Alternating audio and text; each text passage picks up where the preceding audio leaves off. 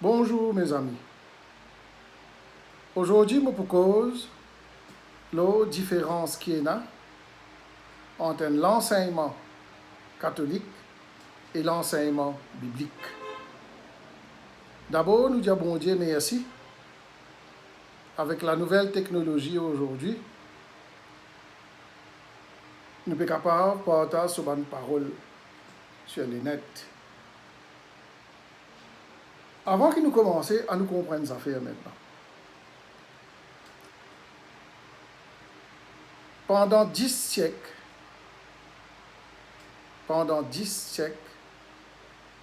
des bouches à oreille que la parole de Dieu, tu ne peux pas propager. Ça veut dire, depuis que Dieu fait une révèle à Abraham jusqu'au roi David, 1000 à 950 ans avant l'arrivée du Christ, pendant 10 siècles, la parole, tu peux propager en bouche à oreille. C'est pendant le règne du roi David, c'est à ce moment-là qu'il commence à mettre en écrit. Ça, il faut que nous comprenions ça bien. Tout catholique est appelé à comprendre ça. Right. Maintenant, deuxième affaire, c'est après la mort du Christ, après la mort des disciples, pendant 11 siècles, l'Église catholique n'a pas aucun problème. 11 siècles, l'Église catholique n'a pas aucun problème. Au 11e siècle, à ce moment-là, l'Église d'Orient, l'Église Europe de l'Est, pas d'accord avec la manière de faire du pape d'alors, c'est à ce moment-là que l'Église a désisté de l'Église catholique. Ça faut dire que nous comprenons ça bien. Maintenant, vous allez vraiment comprendre que cette différence-là vient maintenant entre l'enseignement catholique et l'enseignement biblique. Il faut dire qu'il nous rentre dans la source. Il faut dire qu'il nous rentre un petit peu dans l'origine. Nous venons avec l'Église maintenant. Quand l'Église catholique a commencé, l'Église catholique a commencé par le Christ lui-même. Quand le Christ dit « Et moi je te dis que tu es Pierre, et que sur cette pierre je bâtirai mon Église. Je te donnerai les clés du royaume des cieux. Ce que tu lieras sur la terre sera lié dans les cieux. Et ce que tu délieras sur la terre sera délié dans les cieux. » Quand Jésus finit ça avec Pierre, Matthieu 16, 18, 19, c'est ça la base de nous, l'Église catholique. Maintenant, après la mort disciples, prêtre qui est là, qui nous appelle le magistère, là nous finissons arrivant au 2e siècle, la fin du 1er siècle ou au début du 2e siècle, qui nous appelle les magistères. Les autres ont décidé quelle orientation ils donnent à l'église primitive là. À ce moment-là, ils ont décidé que tout ce qui est dans l'Écriture sainte, l'Écriture canonique, ils demandent une interprétation. Ils demandent une interprétation qui fait parce que tous les chrétiens n'ont pas fini d'écrire dans la même époque, dans la même civilisation. Or, ils ont décidé, le magistère M-A-G-I-S-T-E, accent grave R-E, nous, père, nous, grand-papa, nous, grand-prêtre, c'est eux à ce moment-là qui ont décidé comment pour instituer sa nouvelle croyance chrétienne. Et nous finissons trouver aussi que tu as un saint qui s'appelle Saint Irénée, un prêtre, Saint Irénée, et lui, comment il faire face avec beaucoup d'opposants de l'Église dans cette époque-là. Les autres finissent décider aussi qu'ils ont besoin d'un rituel. Et nous la faisons pas seulement dans l'écriture canonique, c'est-à-dire dans l'écriture sainte, nous la faisons aussi basée sur la tradition orale. Catholique, pour nous, pas seulement la Bible, aussi des traditions. Maintenant qu'il finit d'arriver maintenant, ça y est allé comme ça, quand il arrive au 16e siècle, qui nous appelle la Grande Réforme, c'est là que une division, division là devient plus grand. C'est à ce moment-là, après le 16e siècle, que nous gagnons différentes églises. Après le 16e siècle, nous gagnons différentes églises. Mais 11 premiers siècles, tu as l'église catholique. 11e siècle, l'orthodoxe, l'église de l'Est, ils quittent l'église catholique, même en l'Afrique du Nord, comme en Égypte, Alexandrie, ils désistaient de l'église catholique. Mais ça, pendant que l'église catholique relevée et qui produire ban saint après. Ça, l'église maintenant. Maintenant, nous venons avec la Bible. La première Bible imprimée, c'était en 1054. Ça veut dire au 11e siècle, pareil. Nous avons une première Bible imprimée. Quand on commence à écrire la Bible, comme on dit, pendant 10 siècles, après que Dieu fin révèle à Abraham, pendant 10 siècles, la propagation de la parole de Dieu, tu passes de bouche à oreille. Maintenant, quand le roi David est au pouvoir vers 1000 ans avant l'arrivée du Christ, c'est là qu'il commence à mettre en écrit. Maintenant, quand on commence à mettre ça en écrit, c'est écrire. Et Premier Testament, originellement, il est écrit en hébreu. Après la mort du Christ, après que mes disciples finissent d'écrire les 4 évangiles, les actes des apôtres, les épîtres, tout ça, l'Apocalypse, et là, ils décider que nous avons besoin de mettre tout ensemble, simplement.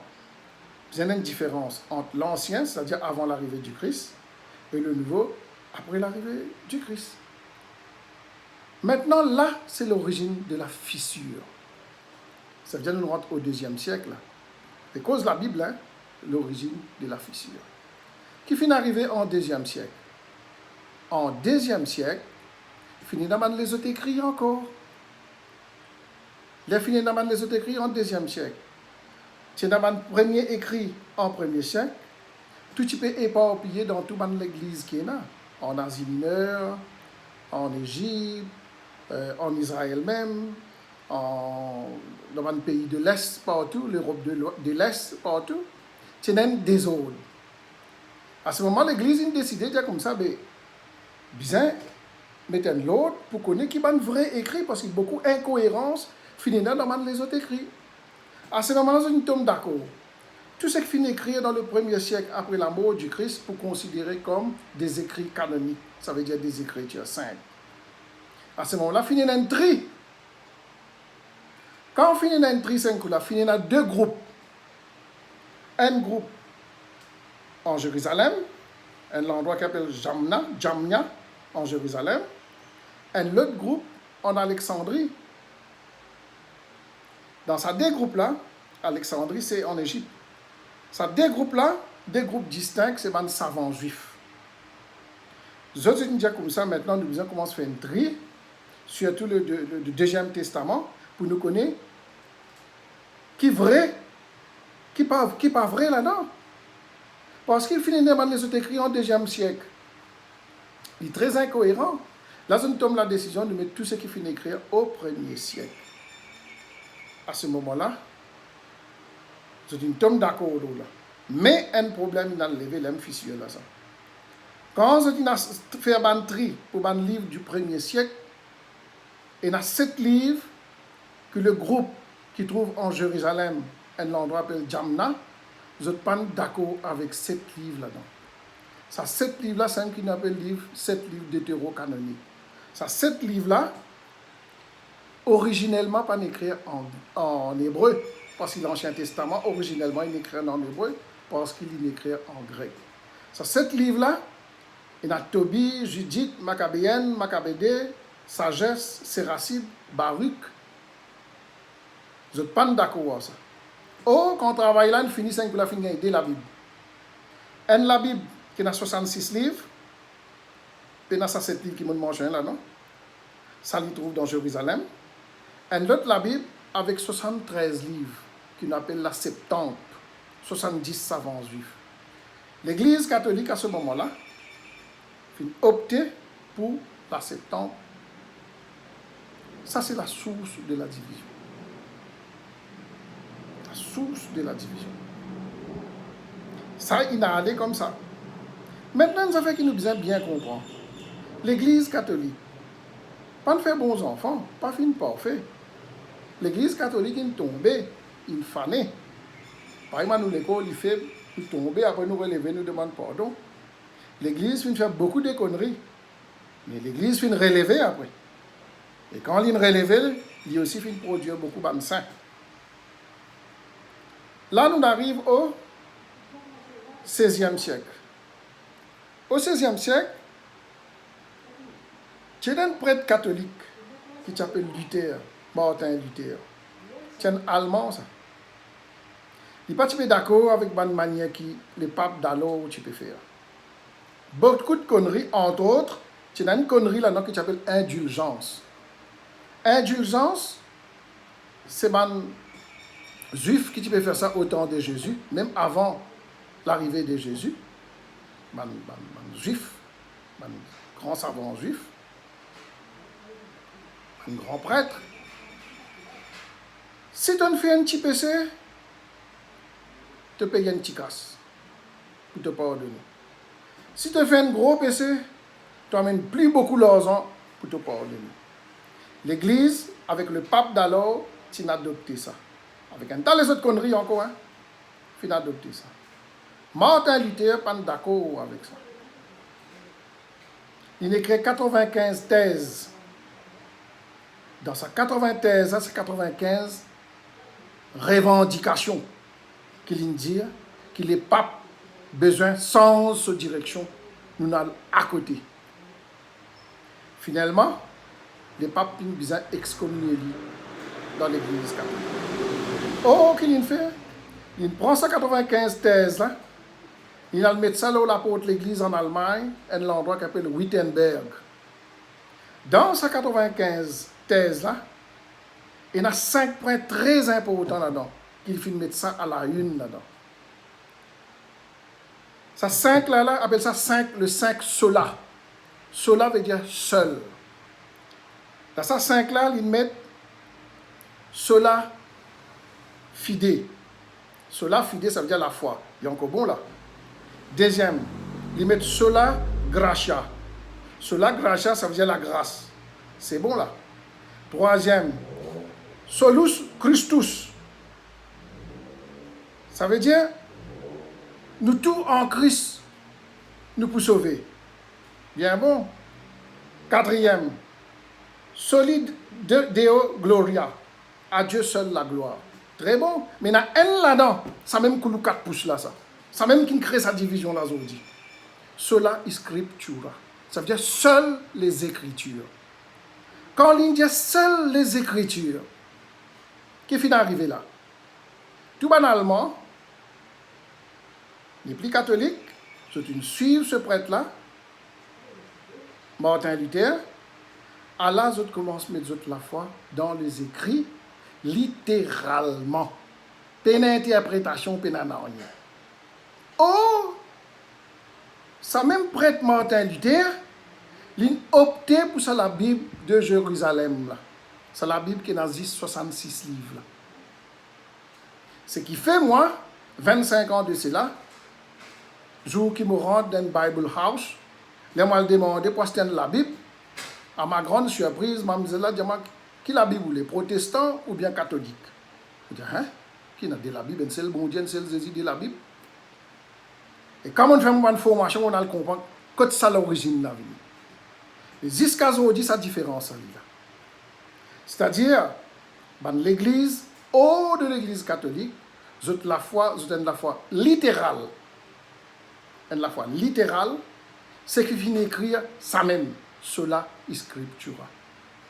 Mais la foi catholique, l'Église catholique, dans le catéchisme, vient bien expliquer, vient bien donner toute une interprétation qu'il y a.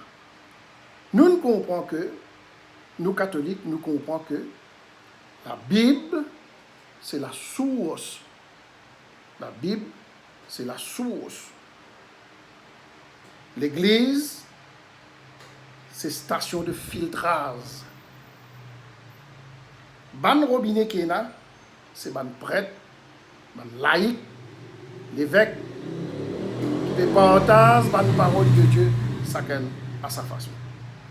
C'est-à-dire ça dès qu'il saute dans la source là, il finit filtrer et quand il finit filtrer, à ce moment-là, il ne peut pas repartager, il peut partager à tout le monde.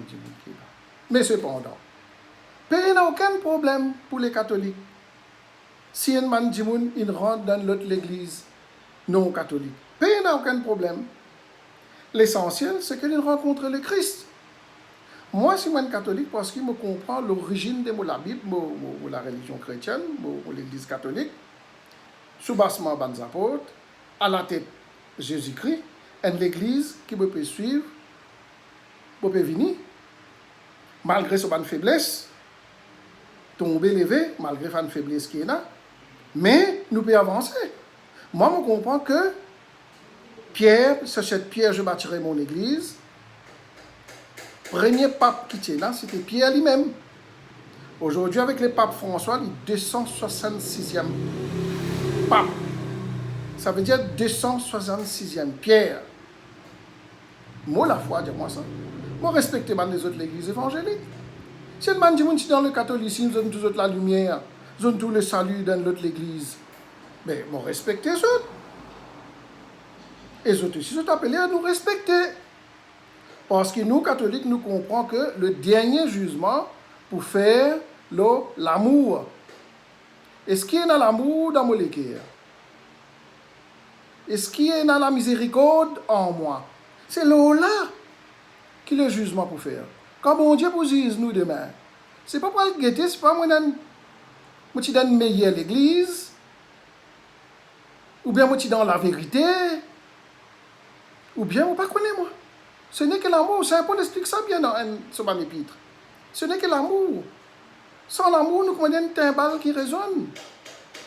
Nous sommes appelés à propager cet amour qui est là dans nous là. Là, on cause la différence qui est là entre l'enseignement catholique et l'enseignement biblique et les protestants optent pour cet enseignement biblique qui finit commencer par un prêtre catholique qui s'appelle Martin Luther. Dans une deuxième vidéo, nous pourrons un petit peu plus en profondeur. Nous pourrons plus en profondeur pour le comprendre vraiment. Quand ça va une différence là, et là encore, c'est ça qui est là, ça va une différence de l'Église. Et pour causer aussi comment une désistation finit là. Comment l'Église finit passe dans un cyclone lui aussi. Quand beaucoup de petits groupes ils quittent l'Église catholique finalement. Moi j'espère que vous êtes content dans cette vidéo là. Si vous êtes content, il y a un petit lac à côté de ta petit lac là. Vous êtes capable de partager avec vos autres friends, vous pouvez gagner les autres notifications. Et vous pouvez encore les autres petites vidéos comme ça. Merci pour cette écoute. Que Dieu vous bénisse. Au nom du Père et du Fils et du Saint-Esprit. Amen.